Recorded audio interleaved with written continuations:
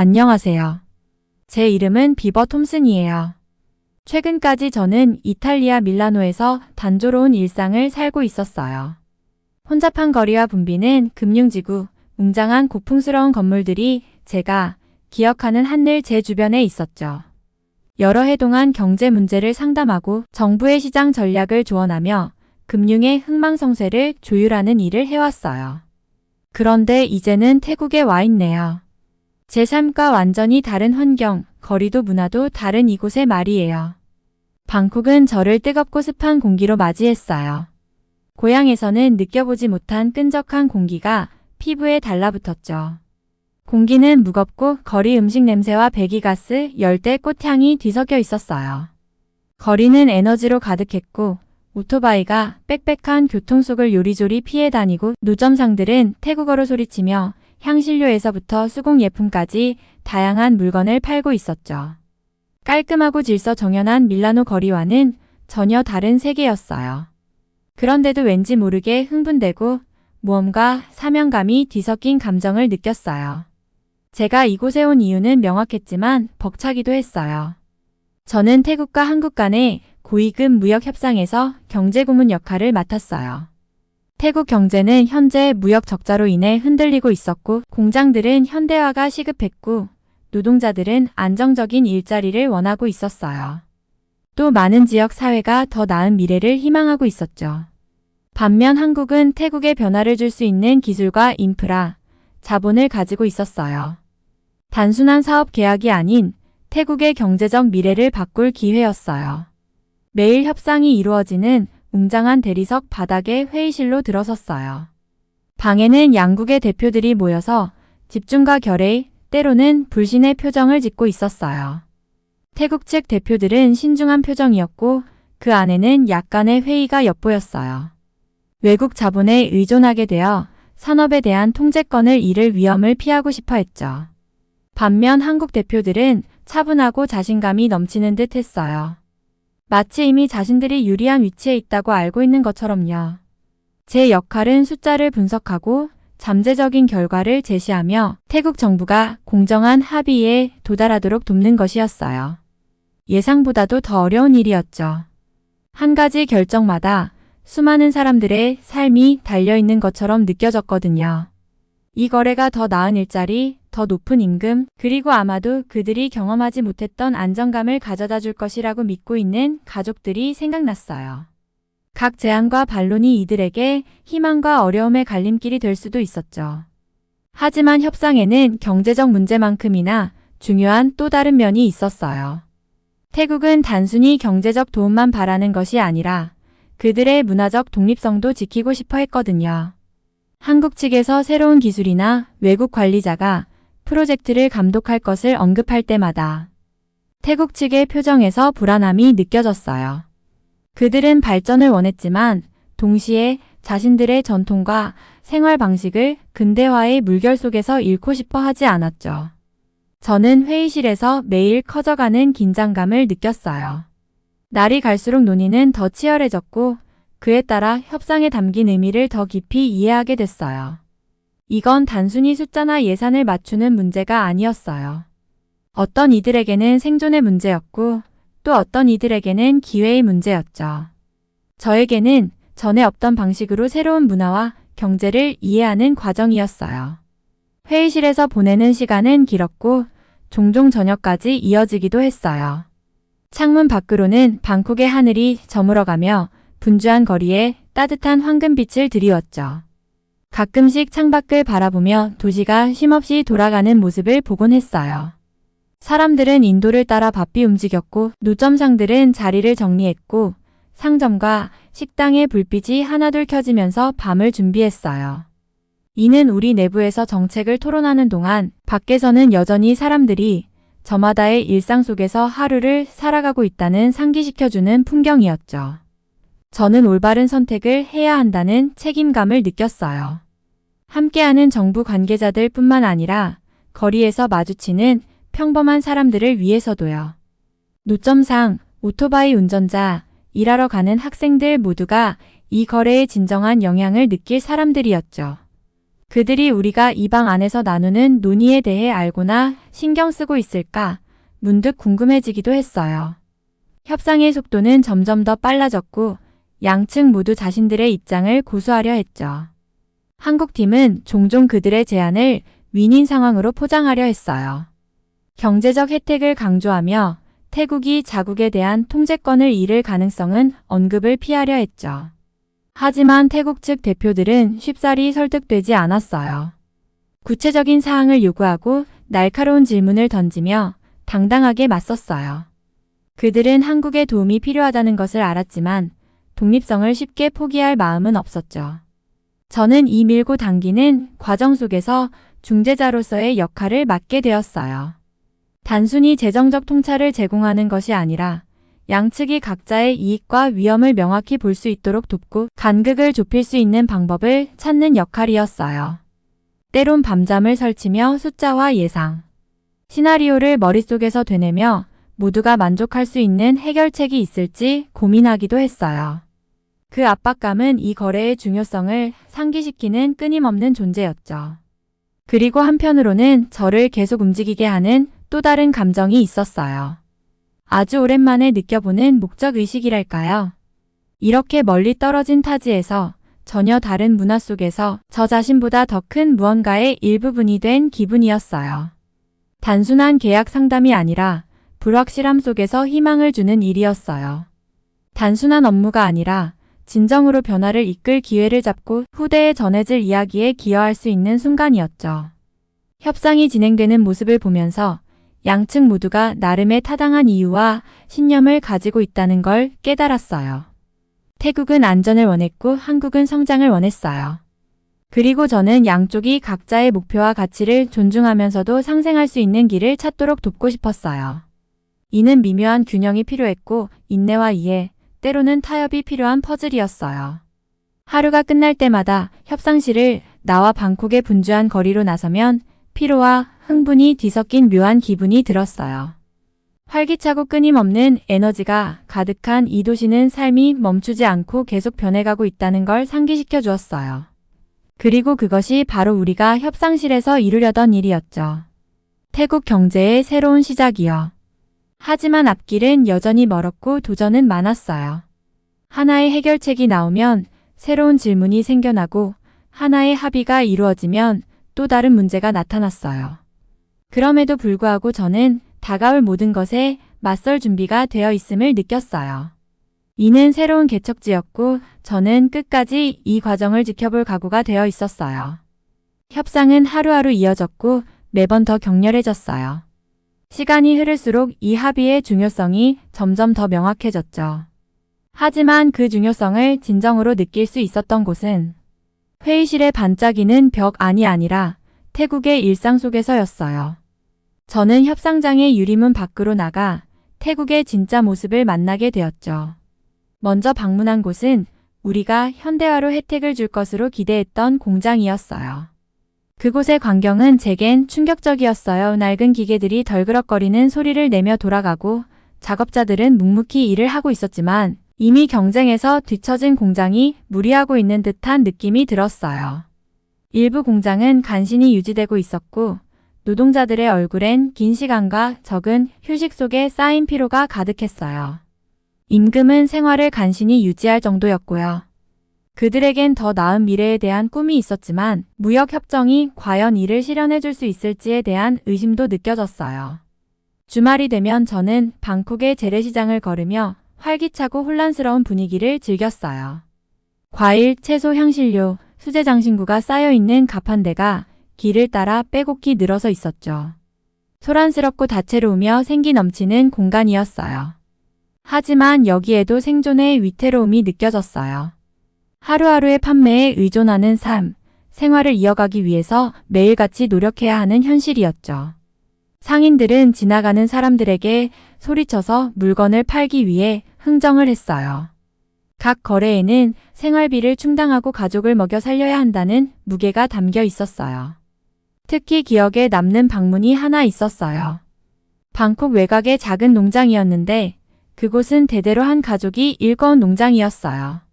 땅은 피로해 보였고 일부 지역은 갈라져 있었지만 녹색의 잔디가 그 땅의 생명력을 증명하고 있었어요. 농장 주인 솜차이는 거친 손과 조용하지만 강인한 눈빛을 가진 50대 남성이었어요. 그는 고개를 끄덕이며 저를 반갑게 맞아주었고 우리는 큰 나무 그늘 아래 앉아 통역사를 통해 대화를 나눴어요. 솜차이는 낮은 목소리로 그의 이야기를 들려주었어요.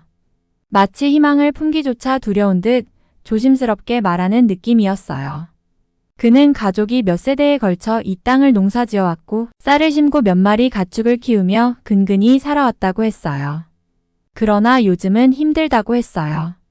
비용이 점점 더 오르고 대형 농장과의 경쟁, 예측 불가능한 날씨의 위협이 그를 궁지로 몰아넣었다고요. 그의 목소리는 그의 아이들 이야기를 할 때 약간 떨렸어요. 언젠가 그들을 학교에 보내고 그들이 농장 밖에서 더 나은 미래를 살기를 바란다고 했어요. 그 이야기를 들으며 저는 마음 한편에 책임감을 느꼈어요. 솜차이는 많은 것을 바라지 않았어요. 그가 바라는 것은 그저 한국 시장에 쌀을 팔 기회를 얻고 땅을 조금 더 나아지게 하며 교육비를 마련할 수 있는 기회였어요. 그는 우리가 지금 일하는 거래의 복잡한 세부 사항이나 회의에서 논의되는 조건과 숫자들에 대해 이해하지 못했을지도 몰라요. 하지만 그럴 필요도 없었죠. 그는 저 같은 사람들이 그와 그의 가족을 위해 싸워줄 것이라고 믿고 있었어요. 다음 주 월요일 다시 회의실로 돌아왔을 때 솜차이의 이야기가 제 마음속에 깊이 남아 있었어요. 그의 이야기를 자료와 함께 공유하며 프레젠테이션을 했어요. 저는 솜차이와 그의 농장 그리고 생계를 유지하기 위해 하루하루 힘겹게 살아가는 시장의 가정들 이야기를 했어요. 제가 모은 자료와 이 협정이 태국 농업 수출을 한국으로 3배 이상 늘릴 수 있다는 희망적인 수치들을 제시했어요. 그로 인해 솜차이와 같은 가정에 새로운 기회를 열어줄 수 있다는 것을 말했죠.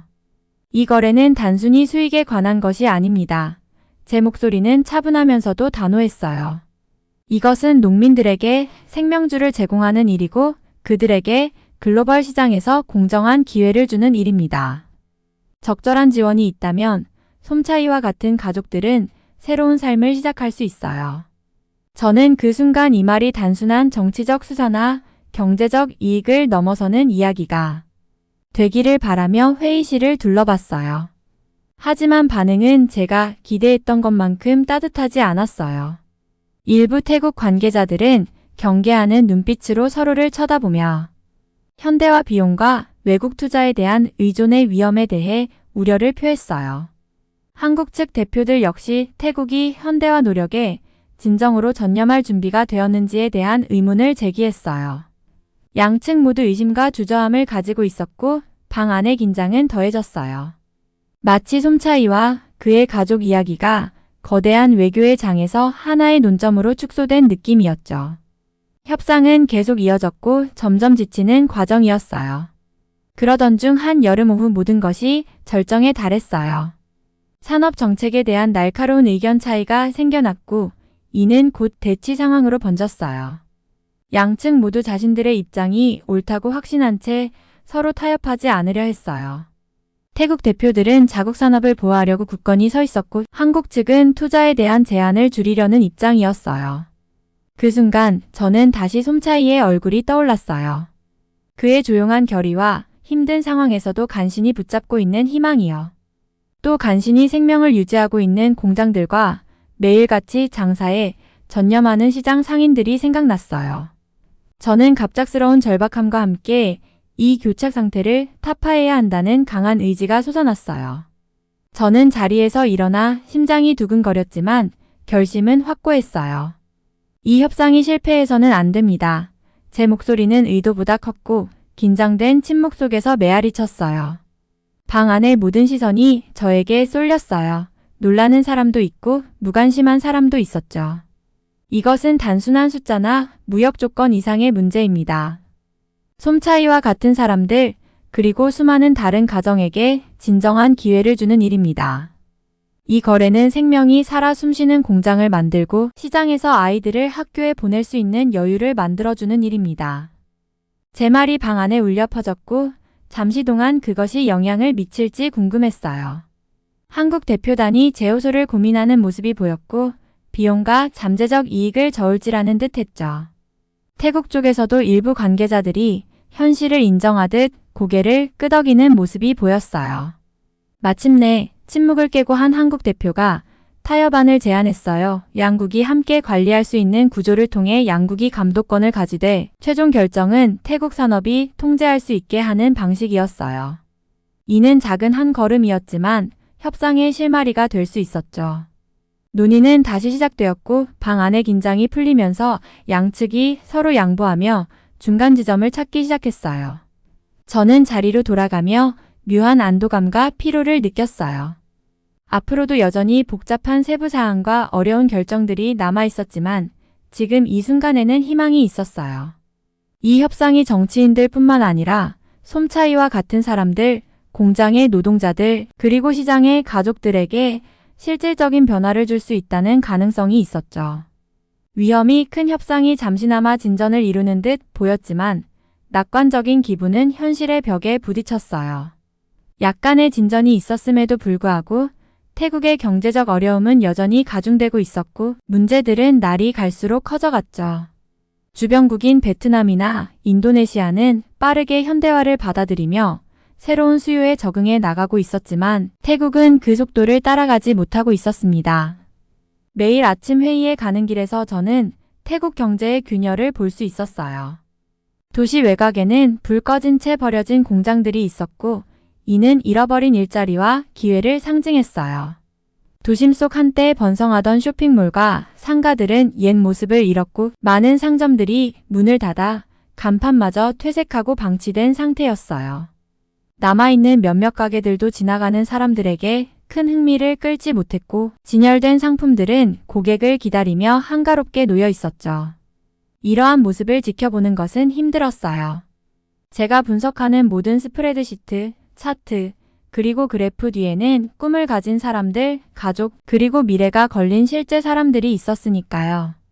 저는 다시 솜차이를 떠올렸어요. 그의 작은 농장과 자녀에게 더 나은 삶을 기대하는 소박한 희망을요. 그는 단순한 통계나 사례 연구가 아니었어요. 그는 같은 어려움을 겪고 있는 수백만 태국인을 대표하며 변화가 오기를 바라고 있었죠. 매일 회의실에서 수치와 예측을 발표할 때마다 이것이 단순한 경제 게임이 아닌 나라의 심장을 다시 뛰게 하는 일임을 기억하려 했어요. 이 상황을 더욱 복잡하게 만드는 것은 태국의 엘리트층, 흔히 하이소라 불리는 부유층 가문들 사이에 퍼지는 불만이었어요. 이들은 오랜 기간 정치적 안정의 주춧돌 역할을 해왔고 그들의 부와 영향력은 국가의 기반을 지탱해 주었죠. 하지만 이제 그들도 인내심을 잃어가고 있었어요. 여러 소식통과 동료들로부터 이 가문들이 정부의 경제 실패에 실망하며 지지에서 물러서고 있다는 이야기를 들었어요. 그들은 투자를 줄이고 있으며 한때 지탱해왔던 국가기관에 대한 신뢰마저 잃고 있었죠. 수십 년 동안 이들 가문은 태국 경제의 중추로서 큰 프로젝트를 후원하고 학교를 지원하고 산업을 유지시켜 왔어요. 그러나 지금은 망설이며 정부가 어려운 경제 상황을 해결하는 과정을 지켜보고 있을 뿐이었어요. 그들의 불만은 나날이 더 분명해졌고 이는 변화가 다가오고 있다는 날카로운 경고처럼 느껴졌죠. 정부가 이들의 지지를 확보하지 못한다면 이미 불안정한 경제가 더욱 가파른 하락세를 겪을지도 모른다고 느꼈어요. 상황은 방콕 중심부에서 시위가 일어나면서 절정에 달했어요. 매일같이 수많은 인파가 거리로 나와 깃발을 흔들며 변화를 외쳤습니다. 그들의 목소리는 도시를 울렸고 그 안에는 좌절, 고통, 절박함이 담겨 있었어요. 사람들은 답을 원했고 구제를 바랐어요. 많은 사람들이 지도자들에게 실망하고 버려졌다고 느꼈어요. 생계비는 계속 오르고 일자리 기회는 줄어드는 가운데 정부의 대책은 너무 느리고 미흡해 보였죠. 이 시위의 광경은 마음을 어지럽게 했어요. 학생들, 노동자들, 부모들, 심지어 나이 든 시민들까지 푯말을 들고 습한 공기 속에서 함께 서 있었어요. 그들의 얼굴에는 단호함이 담겨 있었고 그들은 실현 가능한 미래를 원했지 공허한 약속이나 형식적인 정책을 원하지 않았죠. 그 순간 제 역할이 단순한 무역 정책이나 GDP 상승을 넘어서고 있다는 걸 깨달았어요. 이 일은 나라의 정신, 험난한 세계에서 발걸음을 굳히기 위해 고군분투하는 한 국가의 본질과 직결된 일이 되었어요. 때때로 우리는 정말로 진전을 이루고 있는지 의문이 들기도 했어요. 국민의 요구는 권력자들의 정치적 의제와 충돌했고 양측은 서로 다른 방향으로 끌어당기고 있었죠.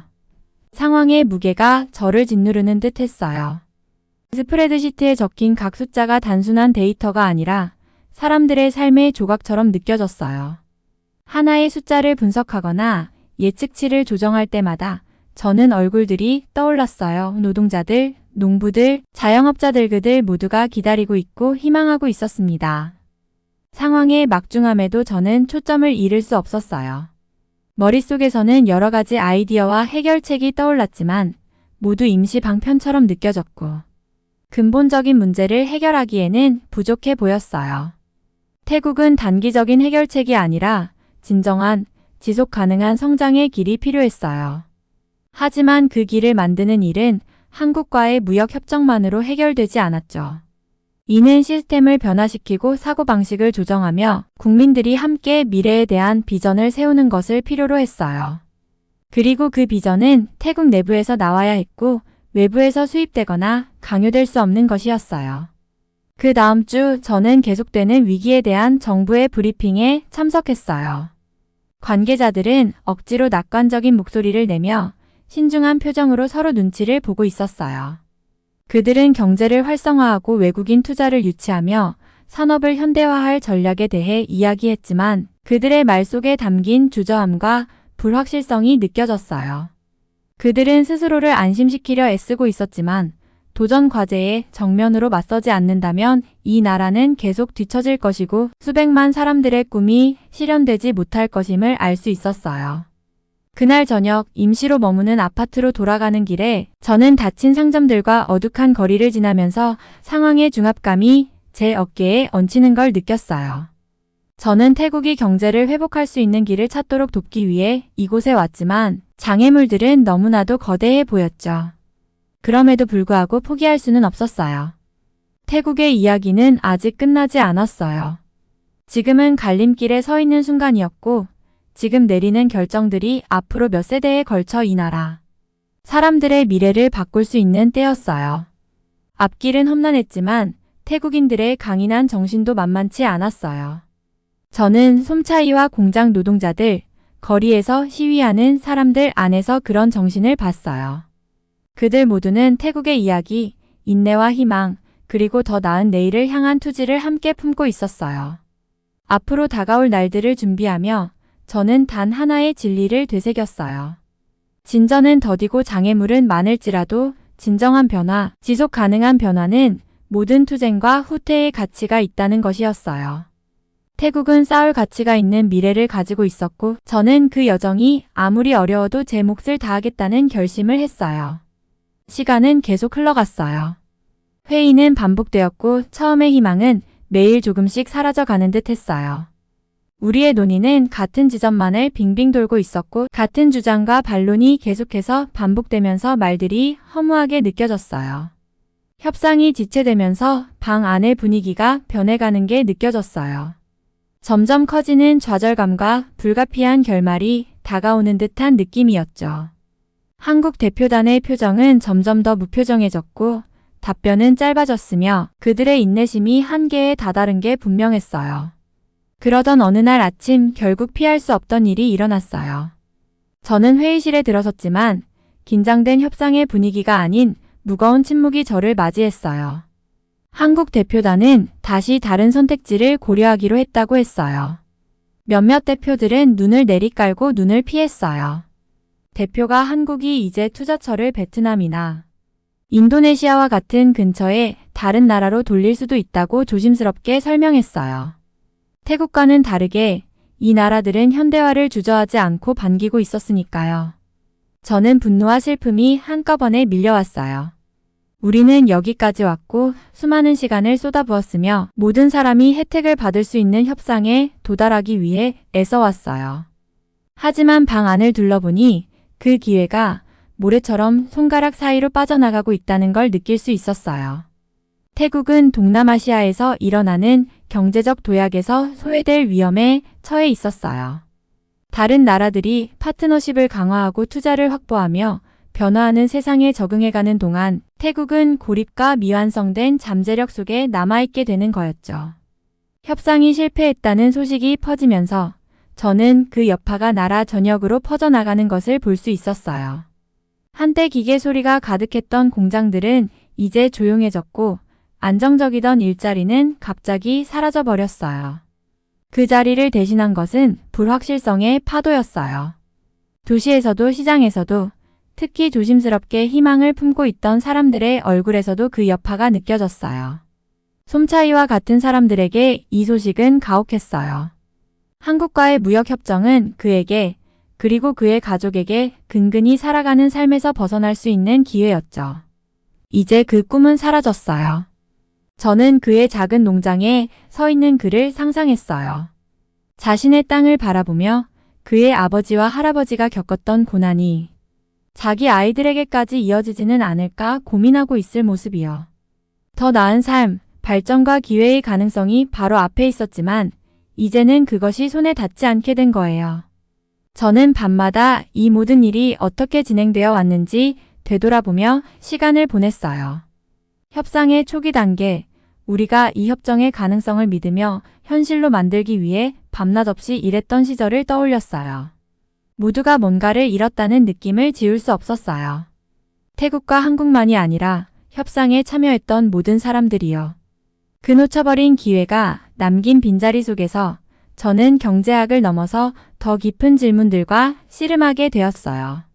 오랜 시간 동안 제 일은 숫자와 관련된 것이었어요. 성장률, 이윤율, 경제 전망이 전부였죠.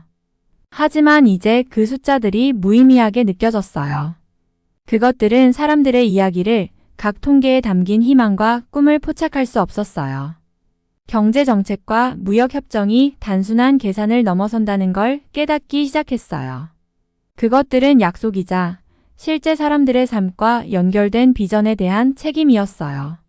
협상이 실패로 끝난 뒤 저는 국제무역의 본질, 우리가 이익과 성장을 추구하며 맺는 관계들에 대해 다시 생각하게 되었어요.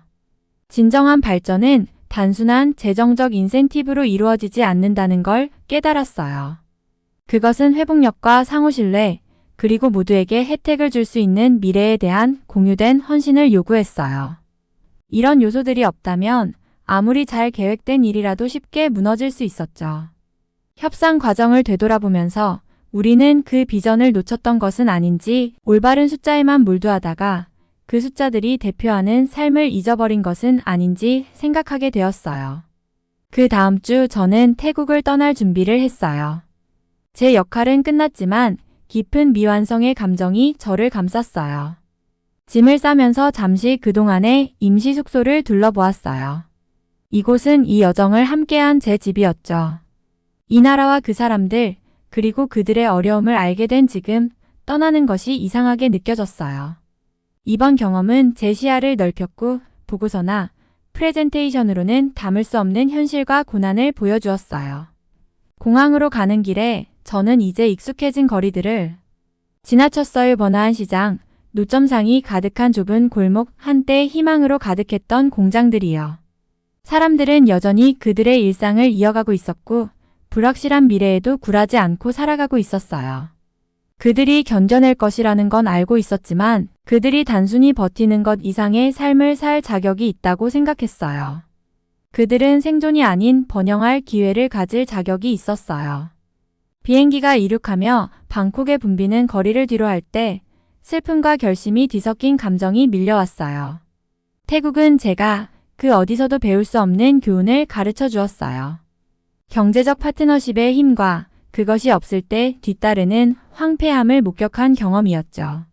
이 경험은 저에게 깊은 흔적을 남겼고 매 결정의 광범위한 결과와 공감과 이해를 가지고 올바른 일을 해야 한다는 중요성을 상기시켰어요. 창 밖으로 구름을 바라보며 저는 이 경험을 앞으로도 가슴에 품겠다고 다짐했어요.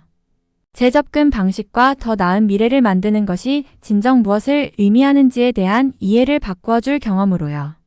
저는 조언자로서 태국에 왔고 숫자와 정책을 통해 변화를 만들기를 희망했어요. 하지만 떠나면서 사람들의 정신과 어려움 속에서 발휘되는 회복력, 그리고 우리 모두가 가진 선한 영향력을 사용할 책임감을 더 깊이 이해하게 되었어요. 비행기는 유럽을 향해 날아갔고 저는 조용히 스스로에게 약속했어요. 솜차이와 같은 사람들의 얼굴을 기억하겠다고. 그들이 저에게 가르쳐준 것처럼 진정한 진보는 단지 숫자가 아닌 사람들의 이야기, 그들의 꿈, 그리고 계속 나아가려는 강인한 의지에 관한 것임을요. 이 교훈은 언제나 제 안에 남아있을 거예요.